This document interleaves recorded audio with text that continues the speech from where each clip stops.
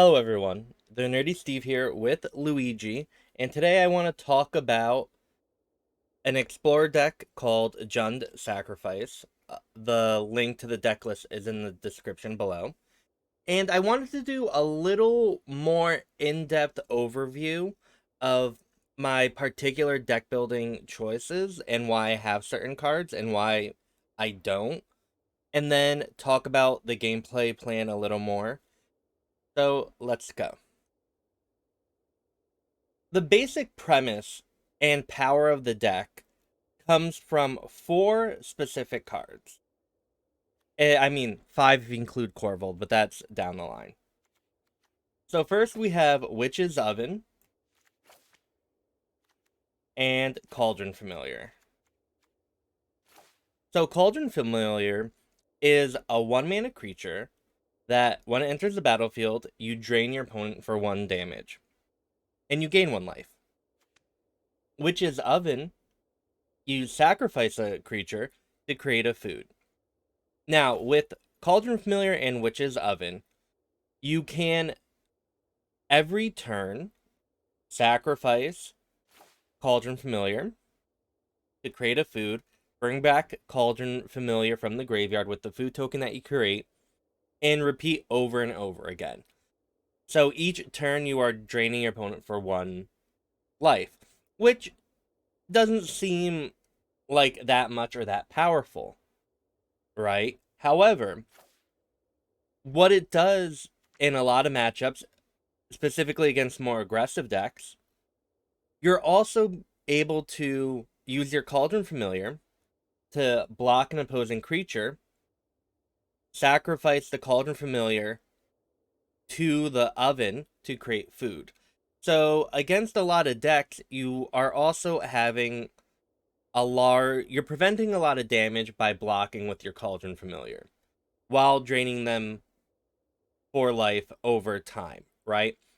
So that at the very basic part, this deck with just these 2 cards is already very resilient to a lot of aggressive strategies.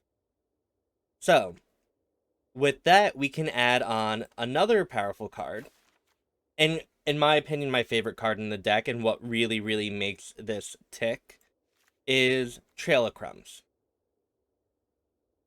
So with Trail of Crumbs, every activation of Cat from the graveyard by sacrificing the food, or whenever you sacrifice the food in general, but usually it will be with Cat, you can pay 1 mana. And that allows you to look at the top 2 cards of your library, choose a permanent card from among them, and put it into your hand. What this allows you to do is, not only are you every single turn draining your opponent for 1 life and gaining 1 life, not only are you chump blocking your opponent's creatures, you are now drawing a lot of cards. And not only are you drawing a lot of cards, you usually have the option of which cards you need. And so you can get lands if you need more lands. You can get more Trail of Crumbs if you want more card selection. You can get more Witches Ovens because it allows you to drain not only for 1 but now 2 a turn. And then the Trail of Crumbs can also allow you to find, right, Luigi doesn't like me talking about Cauldron Familiars going into Witches Ovens. What you can also find is Mayhem Devil. And this is a really, really huge part of the power level of this deck. Whenever you sacrifice a permanent, or more importantly, whenever a player sacrifices a permanent, Mayhem Devil deals 1 damage to any target. So now, if you have a Cauldron Familiar and a Witch's Oven, and a Mayhem Devil out on the battlefield, not only are you draining your opponent with the Cauldron Familiar trigger, but when you sacrifice a card to Witch's Oven, and then you bring back the Cauldron Familiar by sacrificing a food, you now get to deal 2 more damage to either opposing creatures, killing off a Planeswalker, or to just kill your opponent much more quickly than you normally can. And again, this is something that doesn't seem like it is a lot, but in practice, you are not only speeding up your clock significantly, you are making your opponent have to decide, oh, I need to kill this Mayhem Devil now or I will lose. I need to find a way to answer this Cauldron Familiar or Witch's Oven or I will lose. It is a very, very efficient and very cheap permanent to put into play that will end the game in a couple turns. And that's where a lot of the power level of this deck lies. And on top of the Mayhem Devil thing, we also have Corvold. And Corvold is the most expensive card in this deck. And when you have a Corvold on the battlefield, so ideally Corvold will come out on turn 4 or 5, but or maybe even earlier if you really want. But what Corvold does is once he's on the battlefield, whenever you sacrifice anything, again, with the Cauldron Familiar or the Oven or to his own ability, you put a +1/+1 counter on him and draw a card. And when Corvold hits the battlefield, you will normally win in the next turn or two. Because if you have Corvold and an Oven and a Cat, now every time you cycle, you're not only draining your opponent for 1 life, which is already a very, very powerful thing to do, you're drawing 2 cards. And with those cards, you can get a Trail of Crumbs, which will get you more cards. Or, and now this is where we're going to go talk about the other cards in our deck. Every activation of Oni Cult, which is you can sacrifice an artifact to drain your opponent for 1. Okay? Oni Cult also has another ability, which whenever an artifact leaves the battlefield during your turn, you create a 1/1 colorless creature. And that combos very, very well with our Trail of Crumbs and our Witch's Oven Cauldron Familiar, because you're sacrificing food to bring back the cat. When you sacrifice the food, you now create a 1/1 construct, which can then be used to sacrifice itself to drain your opponent for 1 damage, right? And that sacrifice also triggers Mayhem Devil. It will draw you cards for Corvold. Then we also have Deadly Dispute, which is another very, very powerful card, which you sacrifice an artifact or a creature. You sacrifice an artifact, you're triggering Oni Cult's ability to make a construct. And if you sacrifice anything, again, you are triggering Mayhem Devil and Corvold. And not only do you get to draw 2 cards, which is really, really powerful, and allows you to, again, find maybe more disputes, Trail of Crumbs, or Corvolds, which will eventually draw you more cards, you create a treasure, which is, again, something else that you can sacrifice to trigger Mayhem Devil and trigger Corvold. I hope you can sense a theme here. And then we also have Gilded Goose at 1 mana. And Gilded Goose is a very, very integral part of this deck, even though it doesn't really do a lot of the more powerful things. Because it allows you to ramp into maybe an earlier Corvold or a Mayhem Devil. But really, really importantly is you can play a Gilded Goose on turn 1, and then on turn 2, play a Trail of Crumbs. Which then, with Trail of Crumbs on the battlefield and a Gilded Goose in play, you can use Gilded Goose to sacrifice a food to make 1 mana. Which is perfect because, because with that 1 mana, it triggers, or is enough to pay for the triggered ability Trail of Crumbs. So now, you use the goose, and you basically sacrifice the food to draw a card. Which then can be used to build more of this engine, help find more Trail of Crumbs, help find more Witch's Oven or Cauldron Familiar or Mayhem Devil or whatever you really, really need. And so this deck is kind of designed to, everything is there to help build upon itself so you can find all of the pieces you possibly can as quickly as possible and as efficiently as possible to kill your opponent, right? And then finally, there are two other cards I haven't talked about yet. The first is Fable of the Mirror Breaker, right? And you can see a lot of what Fable of the Mirror Breaker does is stuff we've talked about. So it's 3 mana, which is actually really, really expensive for the deck. But you create a 2/2 creature, okay, but when it attacks, it creates a treasure token. And as with Deadly Dispute, we talked about what treasure tokens can do for this deck.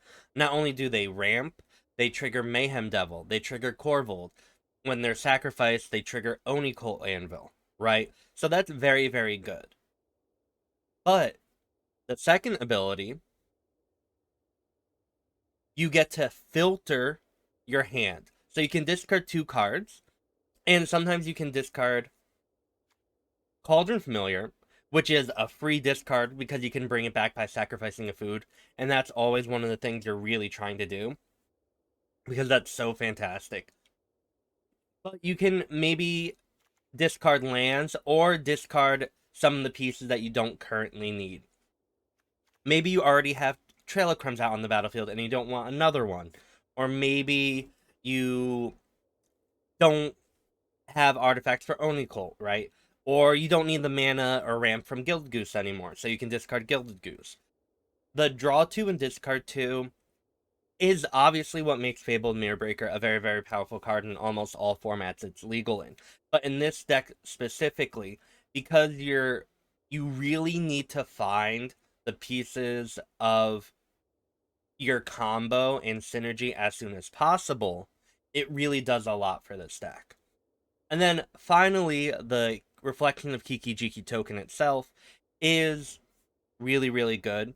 It's not as great in this deck as it is maybe in other Reflection of Kiki Jiki decks, because again, copying Mayhem Devil is really, really powerful, but if you already have a Mayhem Devil on the battlefield, you're probably winning anyway.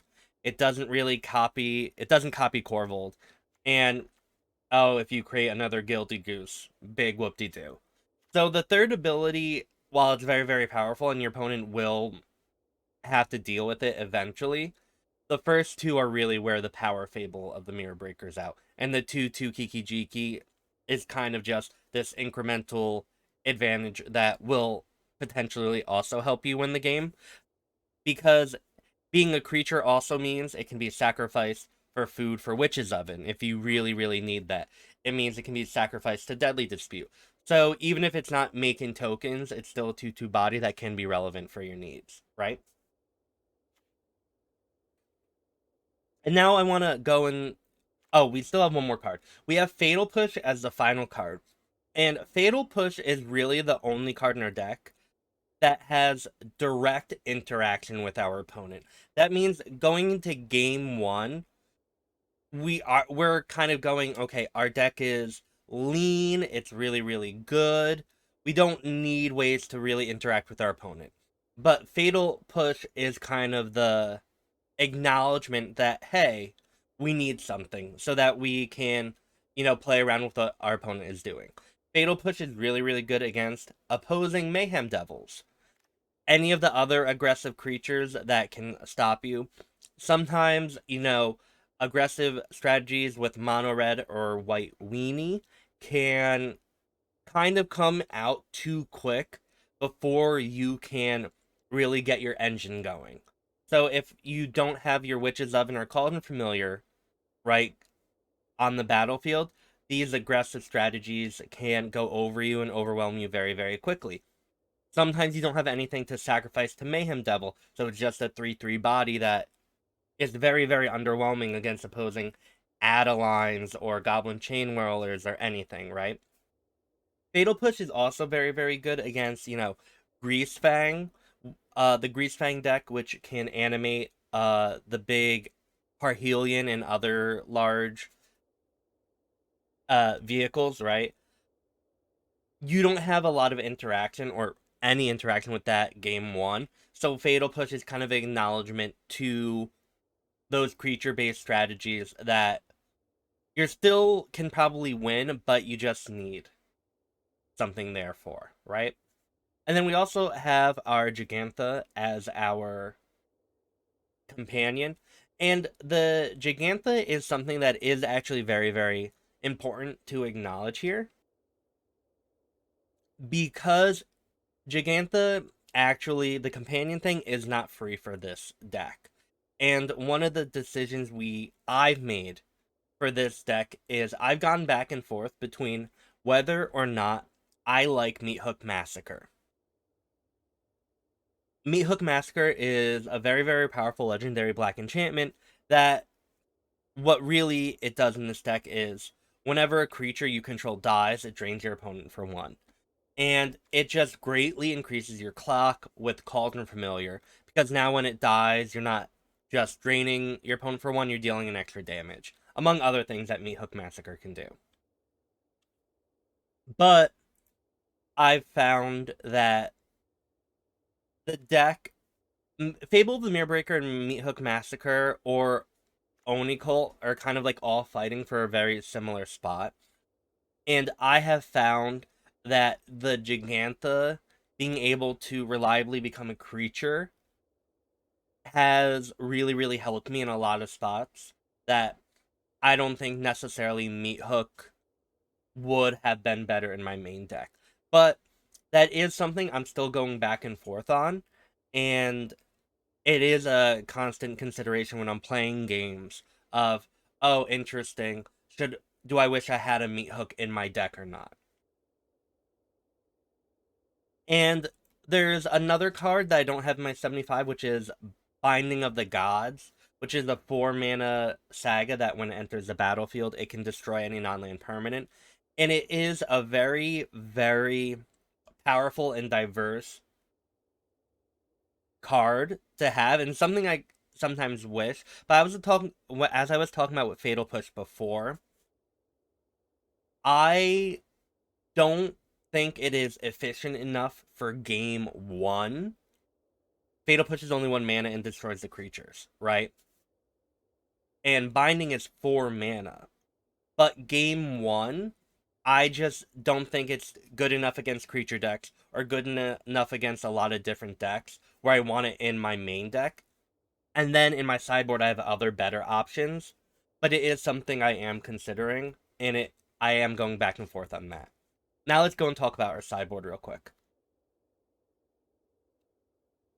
So, our sideboard, we have 3 Ray of Enfeeblement, which is an acknowledgement to, okay, the aggressive white strategies we want to be able to interact with very, very cheaply.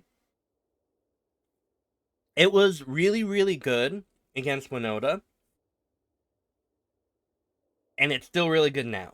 1 mana being able to kill Greasefang, Greasefang is a problematic and very popular deck, and being able to keep up the mana to kill it very efficiently and very quickly is something that cannot be understated with how powerful it is. Ray Enfeeblement is also really good against a lot of the other more general aggressive white strategies. We have Thoughtseize here. Thoughtseize is, again, a more diverse answer, and depending on what deck you're going against, it's really, really good. You might want Thoughtseize in against the more control-y decks where Fatal Push can come out for it, because you don't need to interact with their creatures. Sometimes I find myself cutting down Fable of the Mirrorbreaker, because Fable is also one of the more slow decks, or slow cards in our deck.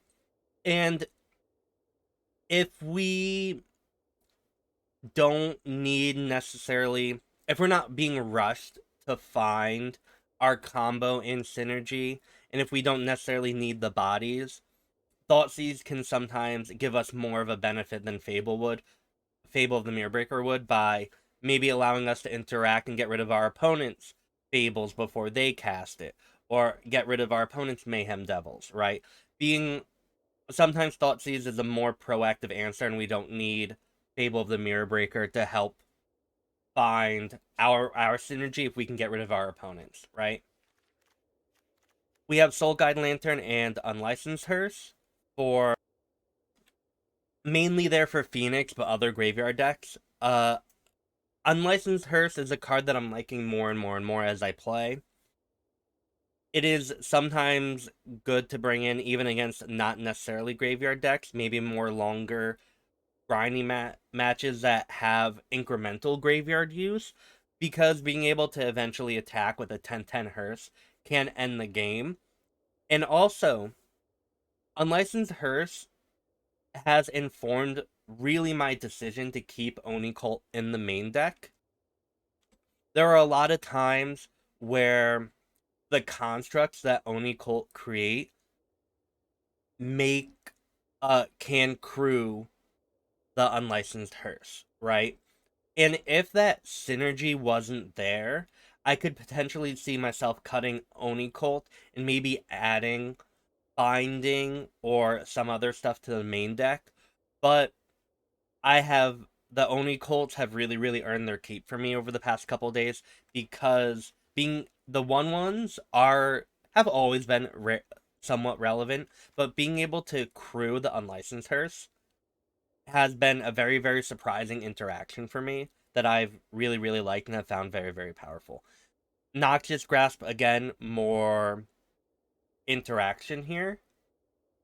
And then we also have, actually, for some reason, this deck doesn't have an updated sideboard. I guess it didn't save.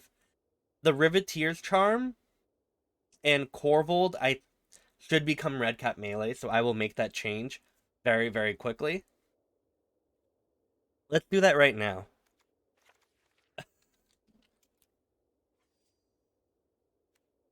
Red Cap. Bam. We're deck building, everyone. This didn't save, but I found that I want more removal for opposing Mayhem Devils and again, the more aggressive decks can go ahead or go beat us, and I found that Red Cap Melee helps there too. Or I've wanted Red Cap Melee a lot more over the past couple days, so I just added it, and there we go. Done.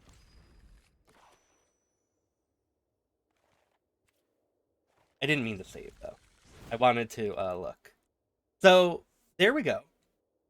I hope you all enjoyed this overview of my Explorer Jund Sack deck.